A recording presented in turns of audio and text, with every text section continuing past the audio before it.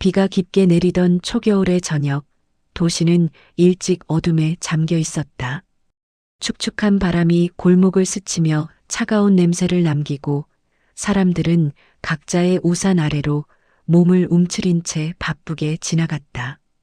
그런 거리를 조용히 걷던 은채는 횡단보도 앞에서 갑자기 시야 한쪽이 이상하게 흔들리는 느낌을 받았다. 그녀는 반사적으로 고개를 돌렸고 가로등 아래 쓰러져 있는 한 노인을 발견했다. 노인은 몸을 구부린 채 바닥에 기대어 있었고 손끝은 떨렸으며 숨은 심하게 가빠져 보였다. 주변에는 그 누구도 멈춰 서지 않았다. 지나가는 사람들은 비가 싫다는 듯 고개만 숙일 뿐 노인의 존재조차 제대로 보지 못하는 것처럼 보였다. 은채는 잠시 갈등했지만 발걸음은 이미 노인을 향해 달려가고 있었다. 괜찮으세요? 그녀의 조심스러운 작은 목소리가 비에 섞여 사라졌다. 노인은 말 대신 약하게 떨리는 숨으로 대답했다. 은채는 재빨리 주변을 둘러봤지만 도움을 청할 어른 한 명 보이지 않았다. 비는 더 거세졌고 노인의 어깨는 젖어가며 점점 차가워지고 있었다. 은채는 본능적으로 노인의 팔을 잡았다.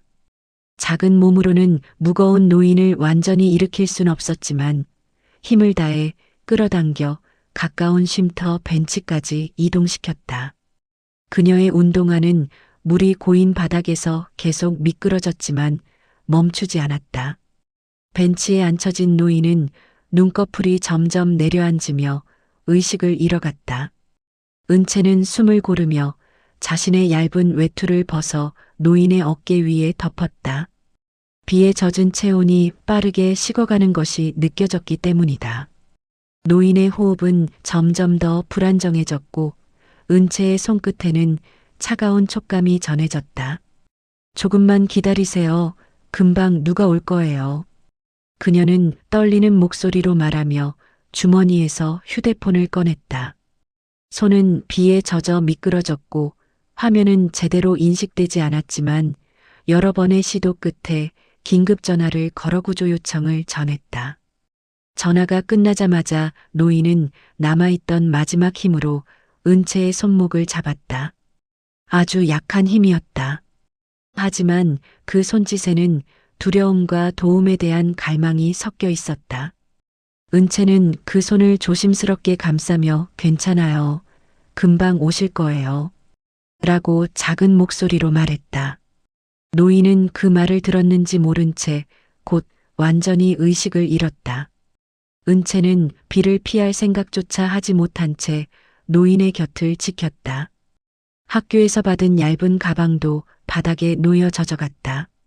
주변의 모든 소음이 멀어지고 그저 노인의 거친 숨소리와 빗방울이 땅에 부딪히는 소리만이 들렸다. 그녀는 혹시라도 노인이 멀어져 갈까 불안에 떨며 그의 얼굴을 계속 살폈다. 몇 분 후 멀리서 희미한 사이렌 소리가 들려오기 시작했다. 처음에는 바람 소리에 섞여 흐릿하게 들렸지만 점점 뚜렷해졌다.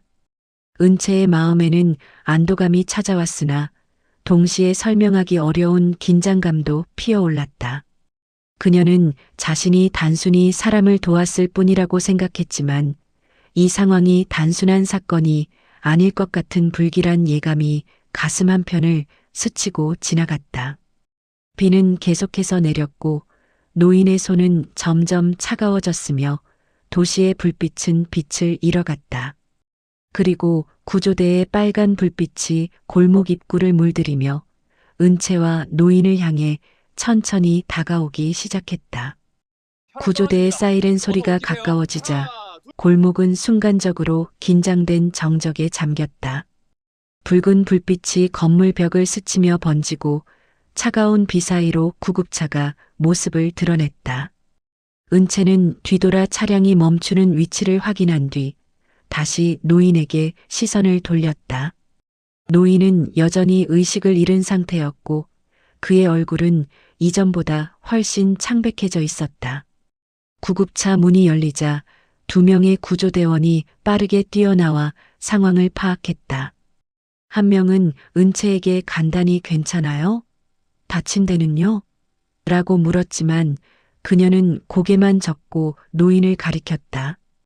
구조대원들은 즉시 노인의 상태를 확인하더니 행동을 재촉하는 듯 들것을 준비했다. 그러나 그중 한 명은 노인의 얼굴을 제대로 보자마자 눈빛이 급격하게 변했다. 잠시 멈춰선 그의 표정에는 단순히 환자를 만났다는 수준을 넘는 긴장감이 스쳤다. 그는 동료와 짧게 눈을 마주친 뒤 무전기를 잡아들었다. 비에 젖은 손가락이 버튼 위에서 떨렸고 낮고 빠른 목소리가 무전기 너머로 흘렀다.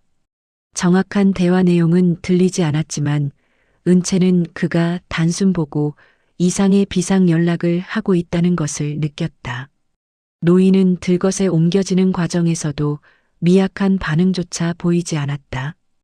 구조대원들은 매우 조심스럽게 움직였고 그들 사이에는 은근한 긴박감이 흐르고 있었다.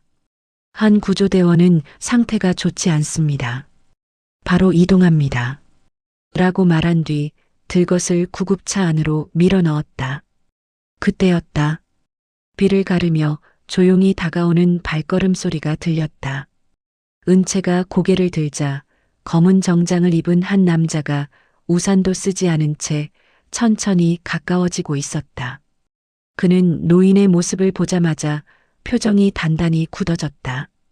구조대원은 그에게 지금 바로 병원으로 이동 중입니다. 뒤따라오십시오. 라고 짧게 말했지만 그 남자는 마치 은채를 훑어보는 듯 잠시 시선을 머물렀다. 그 눈빛은 단순한 호기심이 아니라 무언가를 확인하는 듯 날카로웠다. 은채는 이유를 모르지만 숨이 가빠지는 기분을 느꼈다. 마치 자신이 의도치 않게 거대한 사건의 중심에 들어온 것 같았다. 곧 구조대원 한 명이 은채에게 다가와 조심스럽게 물었다. 혹시 보호자한테 연락할 수 있니? 너도 많이 젖었어. 은채는 고개를 끄덕였지만 곧바로 휴대폰을 바라보며 말없이 숨을 내쉬었다. 어젯밤 집에서 나올 때 배터리가 거의 없었기 때문이다.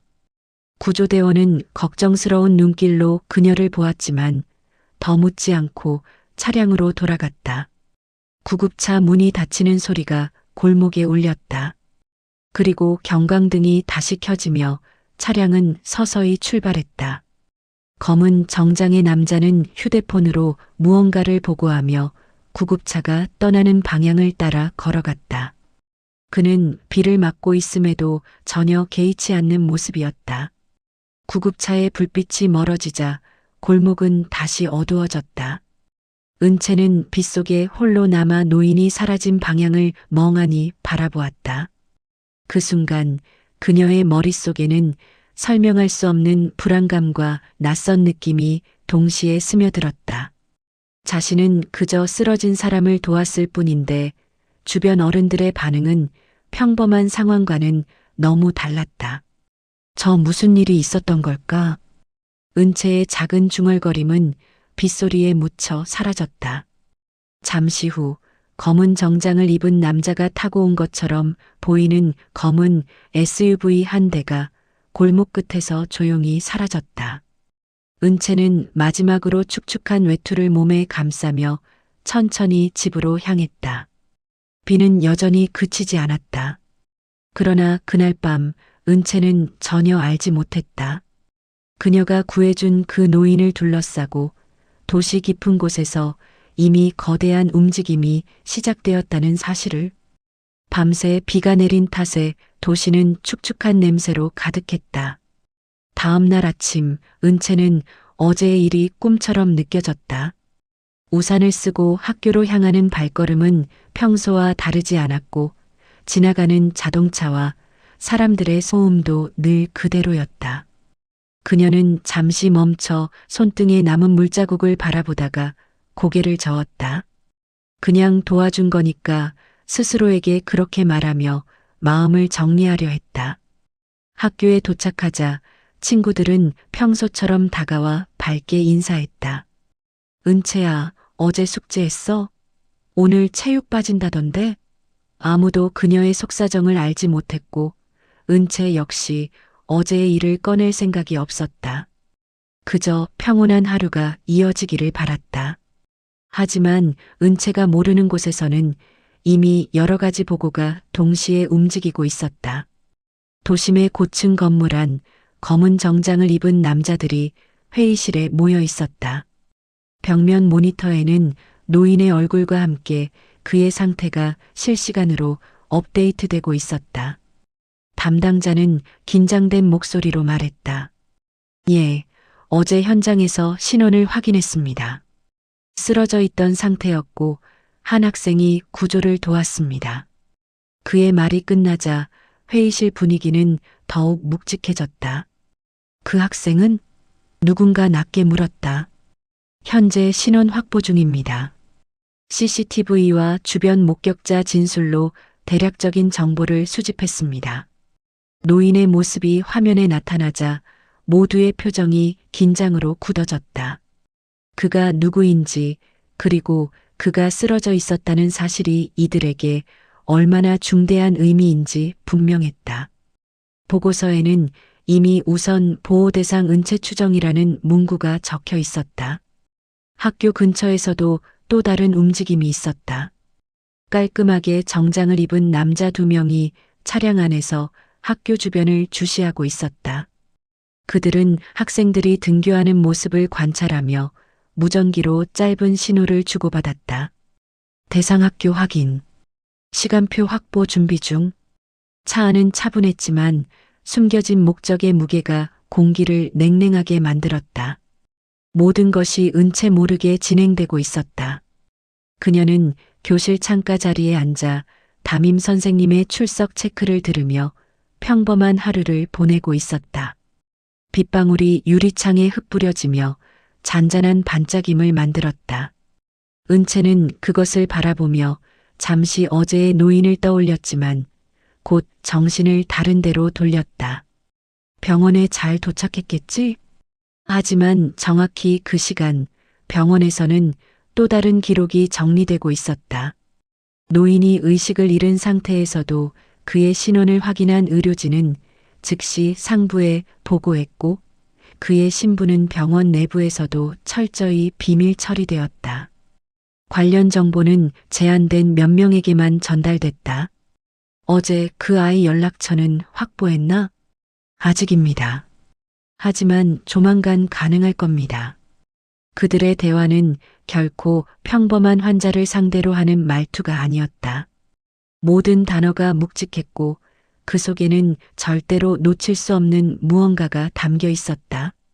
점심시간, 은채는 친구들과 평소처럼 도시락을 먹으며 이야기를 나눴다. 은채야, 너 요즘 좀 피곤해 보인다? 괜찮아. 그냥 어제 비 맞아서 그녀는 대수롭지 않다는 듯 웃었지만 마음 한쪽에서는 계속 어딘가 낯선 불안을 느끼고 있었다. 그 불안은 마치 자신을 향해 나타날 무언가가 이미 가까워졌다는 예감과 비슷했다. 그리고 그 예감은 틀리지 않았다. 학교 옆 도로에서는 이미 차량 통제에 대한 계획이 논의되고 있었고 검은 정장을 입은 몇 명의 인물은 시선을 교문에 고정한 채 서 있었다. 확인했습니다. 대상은 2시 40분쯤 하교 예정입니다. 그 시간에 맞춰 준비해. 그들의 목소리는 낮았지만 단단했다. 그 준비가 무엇을 의미하는지 은채는 아직 모른다. 그녀의 하루는 너무나 평범했다. 하지만 평범함 뒤에서 거대한 움직임이 은밀하게 다가오고 있었다. 수업이 끝나갈 무렵 학교 복도에는 평소보다 묘하게 가라앉은 공기가 감돌았다. 아이들은 종이 울리기만을 기다리며 가방을 정리하고 있었고 선생님은 평소처럼 과제를 이야기했지만 밖에서는 바람보다 더 낯선 긴장감이 교문 주변을 감싸고 있었다. 아직 아무도 그 이유를 알지 못했다. 종이 울리자 학생들이 일제히 자리에서 일어났다. 시끌벅적한 말소리가 교실을 채우며 모두가 집으로 향할 준비를 했다. 은채는 빗물이 스며든 우산을 꺼내며 조용히 따라 움직였다. 친구들이 앞에서 장난을 치고 있었지만 은채는 어디선가 설명하기 어려운 불편함이 느껴졌다. 마치 누군가가 자신을 지켜보고 있다는 묘한 기운이었다. 교문 가까이에 다가서자 학생들의 시선이 한쪽으로 몰렸다. 웅성거리는 소리와 함께 아이들이 한 방향을 가리키기 시작했다. 저게 뭐야? 촬영하나? 누가 온 거야? 학생들의 목소리는 호기심으로 가득했다. 은채는 발걸음을 멈추고 그들이 바라보는 곳을 따라 눈을 돌렸다. 그 순간 눈앞에 펼쳐진 광경은 정말 비현실적이었다. 도로 한쪽을 가득 메우고 선 검은 세단과 SUV들이 줄지어 있었다. 도색조차 번들거릴 정도로 관리된 고급 차량들, 차량마다 같은 간격으로 정렬된 모습은 어느 행사장의 의전 행렬을 떠올리게 했다. 창문은 모두 완전히 검게 처리되어 내부가 보이지 않았다.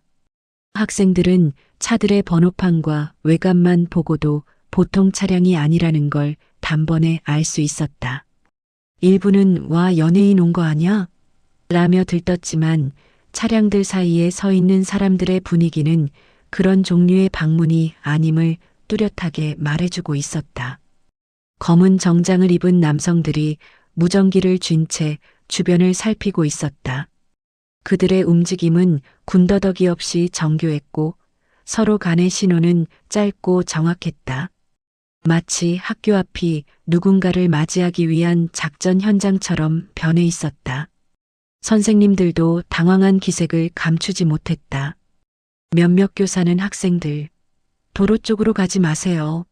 라고 말했지만 호기심 어린 학생들은 계속 발을 들이밀었다. 은채는 주위를 둘러보며 의아함을 느꼈다. 이 많은 차량과 인원이 왜 학교에 찾아온 것일까? 자신과는 아무 상관없는 일이라고 생각하면서도 가슴 한쪽이 이상하게 쿵 하고 내려앉았다. 그때 차량 중 한 대에서 문이 살짝 열렸다. 정장 남성 둘이 내리더니 주변을 스캔하듯 학생 무리를 향해 시선을 돌렸다. 아이들 사이에 긴장이 퍼져갔다. 은채는 뒤로 한 걸음 물러났다. 설명할 수 없는 이유로 심장이 더 빨리 뛰기 시작했다. 마치 어딘가에서 거대한 파도가 밀려오듯 불안이 몸속을 휘감았다. 정장 남성들은 마치 누군가를 기다리는 중이었다. 무전기에서는 짧고 낮은 신호음만 울렸고 그들은 계속 고개를 들며 학생들 사이를 확인했다. 누구 오는 거야? 옆에서 친구가 중얼거렸지만 은채는 대답할 수 없었다. 몸 안에서 끌어올려지는 불길한 느낌이 점점 더 선명해졌다. 잠시 후 차량들 중 맨 앞 세단의 하이빔이 잠시 깜빡였다. 그 신호가 떨어지자 다른 정장 남성들이 순식간에 서 있던 자세를 정리하고 교문 앞 좌우로 흩어져 사람을 통제하기 시작했다. 아이들은 상황의 분위기가 갑자기 진지해지자 뒤로 한두 걸음 물러났다. 은채도 본능적으로 군중 뒤쪽으로 움직였지만 눈은 떼지 못하고 있었다. 그리고 마침내 맨 앞에 서 있던 가장 큰 차량의 문이 천천히 열리기 시작했다. 사람들이 숨을 들이마시는 소리가 교문 주변을 가득 채웠다.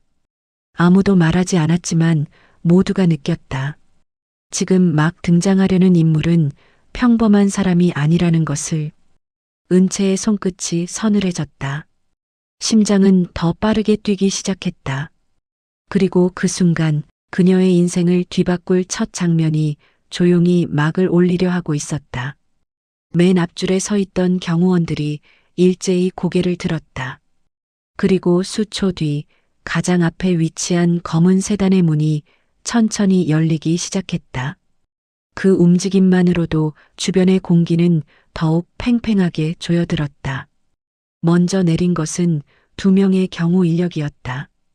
그들은 학교 정문 주위의 안전을 다시 한번 확인하며 학생들과 교사들의 동선을 모두 차단했다.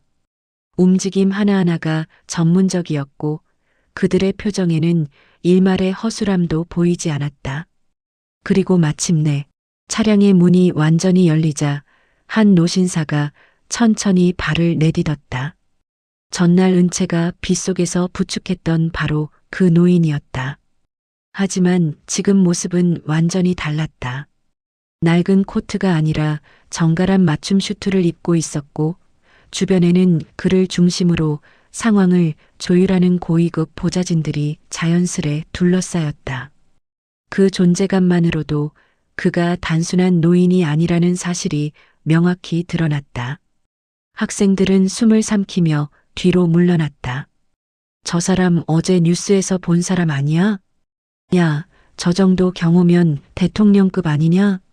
아이들은 수군거렸지만 누구도 가까이 다가가지 못했다. 노신사는 천천히 주변을 둘러보았다. 시선은 교문 앞에서부터 운동장 방향까지 차분히 움직였고 학생들 사이를 지나가듯 흘렀다. 그리고 순간 그의 눈동자가 아주 미세하게 멈춰섰다. 은채가 서 있는 방향이었다. 은채는 숨을 들이마시며 그대로 굳어섰다. 그는 은채를 알아본 듯한 표정을 짓고 있었다. 전날 빗속에서 자신을 지탱해준 작은 손, 떨리는 어깨, 걱정 어린 눈동자를 떠올리는 듯한 표정이었다. 노신사는 보좌진에게 가볍게 손짓했다. 그 짧은 신호만으로 주변 경호 인력들이 재빠르게 움직였다. 두 명이 은채가 서 있는 방향으로 자연스럽게 통로를 열기 시작했다. 학생들은 놀라 뒤로 비켜섰다. 뭐야, 저 사람 은채 쪽으로 가는데? 은채야? 왜? 아이들의 시선이 일제히 은채에게 향했다. 은채의 심장은 터질 듯 뛰었다. 하지만 몸은 움직이지 않았다. 그저 노신사가 자신의 쪽으로 다가오는 모습을 바라볼 수밖에 없었다. 노신사가 몇 걸음 더 가까이 왔다. 그는 은채 앞에서 멈추고 부드러운 눈빛으로 그녀를 바라보았다. 그리고 아주 조용히 그러나 분명하게 말했다. 어제 고맙구나. 은채는 숨을 삼켰다. 저를 아세요? 그녀의 목소리는 떨렸지만 노신사는 미소를 지었다. 내가 아니었다면 나는 그 자리에서 일어나지 못했을 게다. 그는 손을 가볍게 쥐며 속삭이듯 덧붙였다. 찾고 싶었다. 꼭 너를 만나고 싶었지. 그 순간 보좌진 중 한 명이 노인에게 다가와 작은 목소리로 말했다. 회장님, 준비가 되었습니다. 그 한마디는 주변에 있던 모든 이들에게 충격을 던졌다. 학생들은 서로 얼굴을 향해 회장님? 재벌 회장님이라고? 라며 놀라움을 감추지 못했다. 그제야 모두가 알게 되었다. 은채가 도와준 노신사는 단순한 길 위에 쓰러진 노인이 아니라 이 지역뿐 아니라 전국적으로 영향력을 가진 대기업 그룹의 회장이었다는 사실을 노신사는 다시 은채에게 시선을 돌렸다. 은채야, 잠시 나와 이야기할 수 있겠니? 그는 강요하는 기색 없이 조용히 물었다. 은채는 머리가 하얘진 채로 고개를 끄덕였다. 그 순간 경호원 두 명이 은채 주변의 동선을 확보했고 학생들은 숨도 제대로 쉬지 못한 채 두 사람이 함께 걸어가는 모습을 바라보았다. 학교 앞을 가득 채웠던 검은 차량 행렬의 목적이 이제 명확해졌다. 그들은 오직 한 사람, 13살 소녀 은채를 찾기 위해 온 것이었다. 교문에서 떨어진 조용한 복도 한쪽, 학생들의 소음이 닿지 않는 공간으로 은채와 노신사는 천천히 이동했다.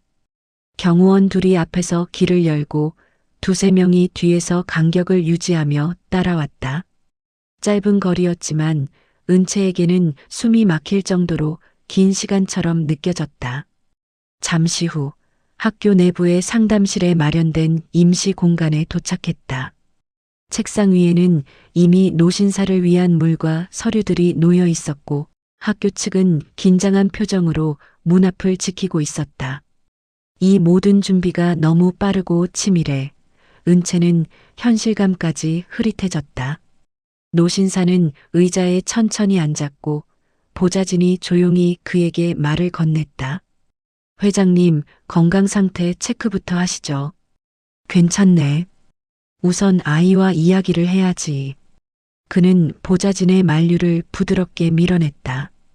그 짧은 대화만으로도 그의 지위와 주변 사람들의 태도가 어떤 관계인지 충분히 드러났다. 은채는 끝내 떨리는 손을 가슴 위에 얹으며 작은 의자에 앉았다. 보좌진 중 한 사람이 조심스럽게 회장의 앞에 서류 몇 장을 펼쳤다. 거기에는 전날 구조 현장 보고서, 신원 파악 결과, 학교 정보 같은 단어들이 적혀 있었다. 한눈에 보기에도 민감한 정보들이었다.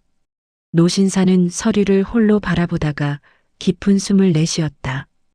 은채를 향해 말없이 고개를 들었을 때 그의 눈빛에는 복잡한 감정이 엉켜 있었다. 감사, 놀람, 그리고 미묘한 죄책감 같은 것들. 은채야. 그가 조용히 말했다.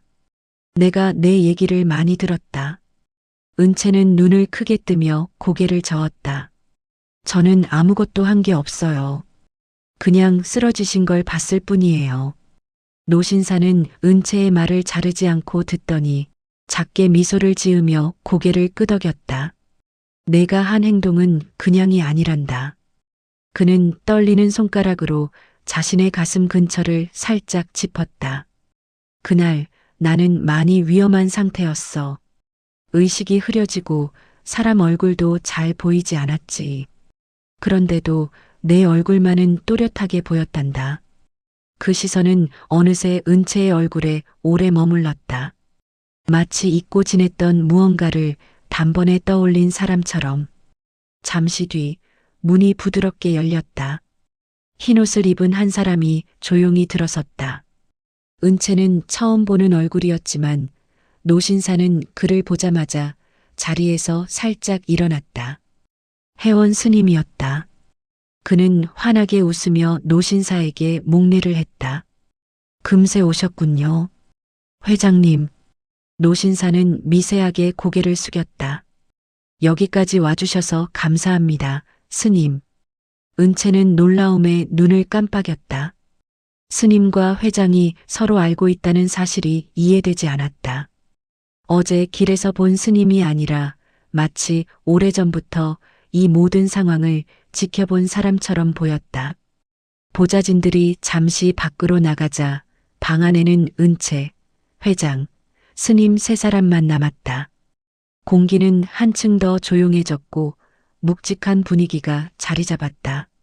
스님은 은채 옆에 조용히 앉아 부드럽게 말했다. 어제 너를 보고 바로 알겠더구나.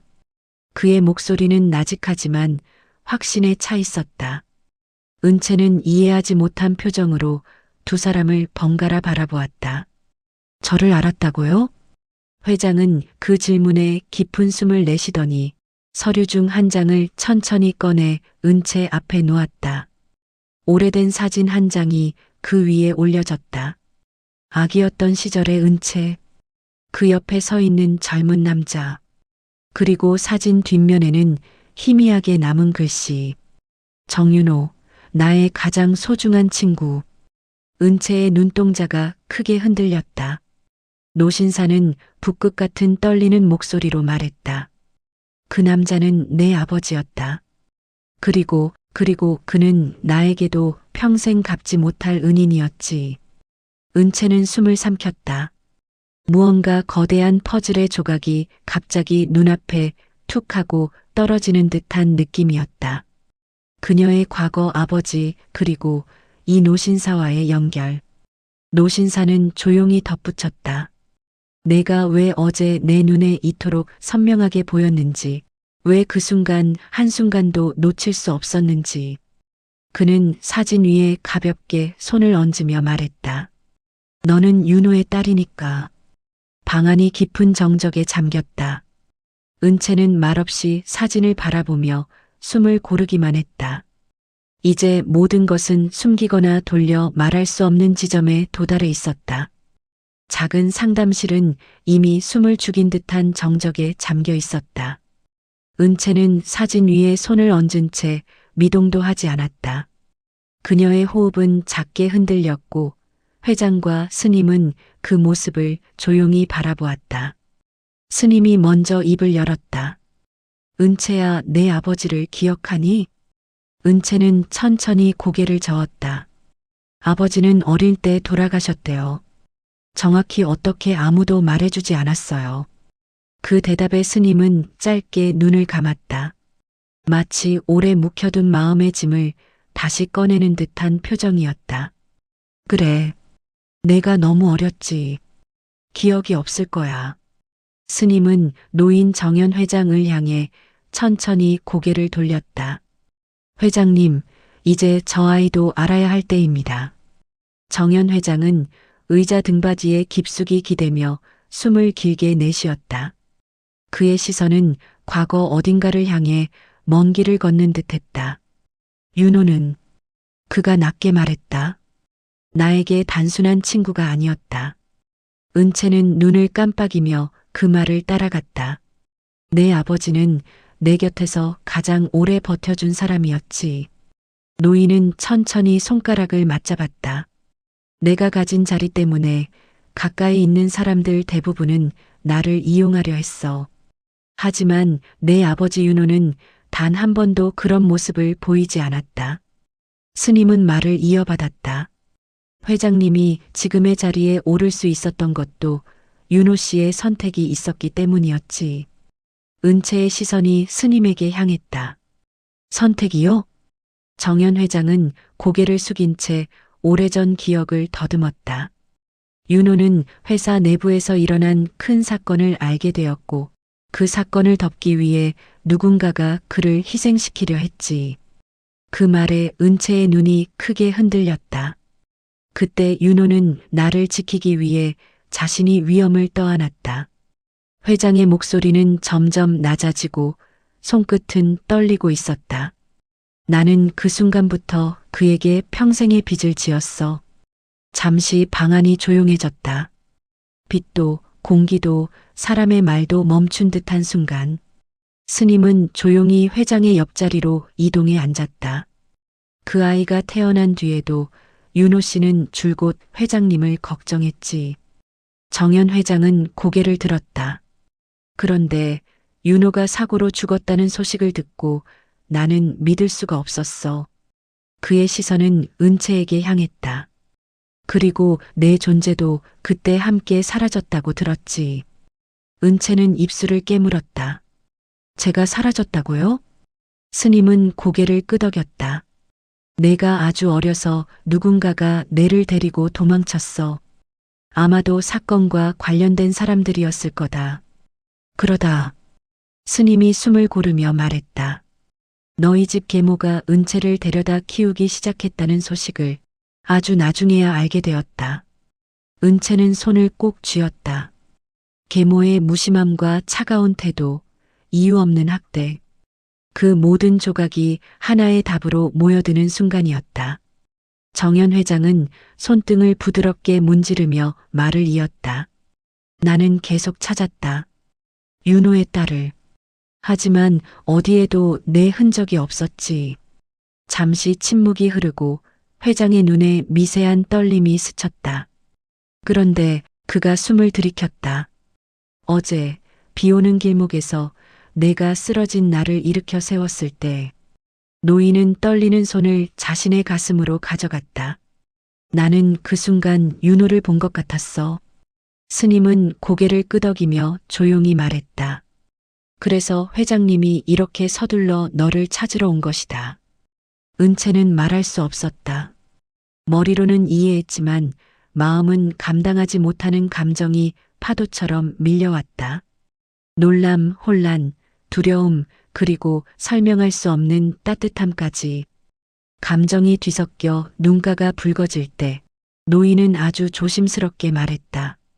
은채야, 이 모든 건 내게 짐이 되지 않았으면 한다. 단지 진실을 이제는 너도 알아야 할 것 같아서. 그 말은 강요가 아니라 조심스러운 권유였다. 은채는 떨리는 숨을 고르며 천천히 고개를 끄덕였다. 그 순간 오래 감춰져 있던 인연의 실이 세 사람 앞에서 조용히 모습을 드러냈다. 상담실의 공기는 한동안 고요했다. 은채는 오래된 사진을 손끝으로 천천히 쓸어내리며 마치 생전 한 번도 가본 적 없는 길을 눈앞에서 발견한 사람처럼 낯설고 깊은 혼란 속에 잠겨 있었다. 처음 본 얼굴들, 처음 듣는 과거, 그리고 지금까지 살아온 삶 전체가 한순간에 다른 의미로 뒤바뀌어 버린 느낌이었다. 정연 회장은 은채에게 다가가지도 손을 뻗지도 않았다. 그저 아이가 스스로 마음을 정리하길 기다리는 듯 조용히 앉아 상황을 지켜보고 있었다. 스님 역시 가만히 숨을 낮추고 은채가 흘려보내는 감정의 흐름을 지켜보았다. 그들의 차분한 태도는 오히려 소녀의 흔들리는 마음을 조금씩 가라앉히는데 도움이 되고 있었다. 은채의 눈동자는 사진 속 아버지의 얼굴을 오래 바라보았다. 말이 필요 없었다. 그 표정에는 미처 알지 못했던 따뜻함이 담겨 있었고 그 온기만으로도 가슴 한 구석이 뜨겁게 찌릿거렸다. 나에게도 이렇게 나를 바라봐준 사람이 있었구나. 은채의 손등이 살짝 떨렸다. 그동안 아무도 알려주지 않았던 이야기, 버려졌다고만 생각했던 자신의 존재.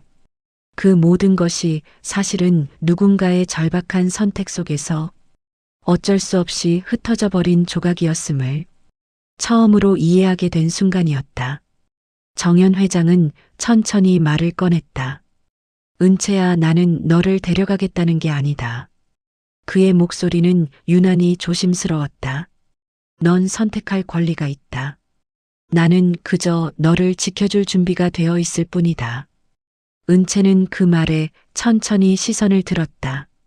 그 눈빛 속에는 두려움과 감사, 그리고 아주 작은 희망조차 섞여 있었다. 스님은 부드럽게 미소 지으며 말했다. 이 아이는 지금까지 혼자 견뎌왔습니다. 이제 어른들이 곁에 있어줘야 할 때겠지요. 그 말은 단호하지도 강압적이지도 않았지만 은채에게는 처음으로 내 편이라는 감각을 느끼게 해주었다. 잠시 후 정연 회장은 자리에서 일어났다.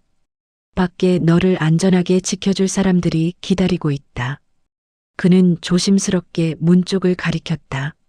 문 밖에는 여전히 검은 정장을 입은 경호원들이 서 있었고 복도 너머에는 수십 대의 검은 차량이 줄지어 있었다. 그 장면은 어제 쓰러져 있던 노인의 모습과는 전혀 다른 세계를 보여주고 있었다. 은채는 그 풍경을 바라보며 천천히 숨을 들이켰다.